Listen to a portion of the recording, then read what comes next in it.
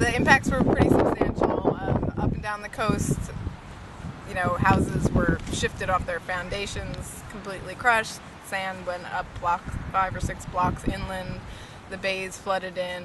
I have a number of friends and families whose houses are still not livable. They're still rebuilding and elevating. I heard the statistic on the 1-year anniversary that it was 360,000 homes and businesses were damaged or destroyed or pretty well impacted by Sandy. So that's a huge number. And yeah, there's still 26,000 people not back in their primary homes. So it's a lot.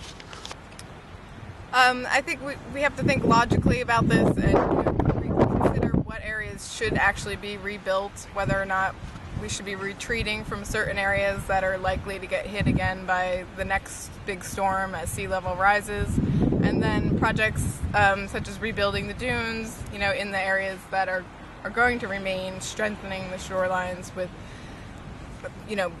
restoring marshes, restoring dune systems, natural ecosystems that'll help alleviate the storm damage.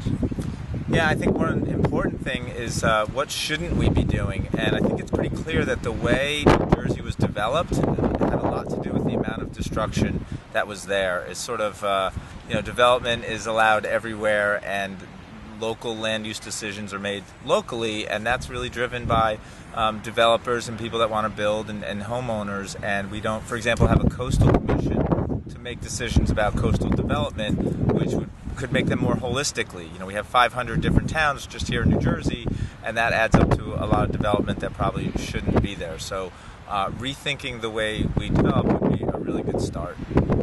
I've heard some projects at least being proposed that would buy out houses in areas that had been devastated and then restore either the marsh system that was once there that got filled in and built on, or the coastal ecosystem. But honestly, I'm not sure how many of them are actually taking place.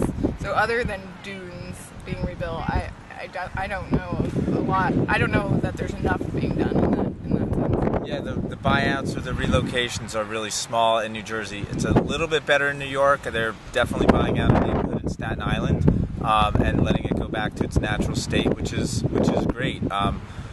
We just need a lot more of that, and we need to rethink it because sea levels are rising and there's more people. One tiny little example, I live in a little town called Bradley Beach, and we took an undeveloped, almost like a paved or gravel parking lot near the beach, and we just dug it up and we returned it to its natural state. We planted a maritime forest essentially, and it's, it doesn't look like much right now, but eventually in a few years it's going to look like a natural area like we would have in Sandy Hook, New Jersey. So it's just a tiny example, and we hope other towns will catch on and do that to prevent storm damage and water infiltration and all these things that can help us. I know there are places, we did our first dune grass planting a couple weeks ago in Ship Bottom, New Jersey, and I was shocked that at the street end that goes, it's just like almost any Jersey Shore town in a barrier island, the street end goes right up to the end, to the beach, but there was a set of stairs and sort of a built wall, but behind that it was all vegetated and just shrubs that had been there for a really long time, and you can tell the water may have overtopped that, but it didn't destroy it. And even right down here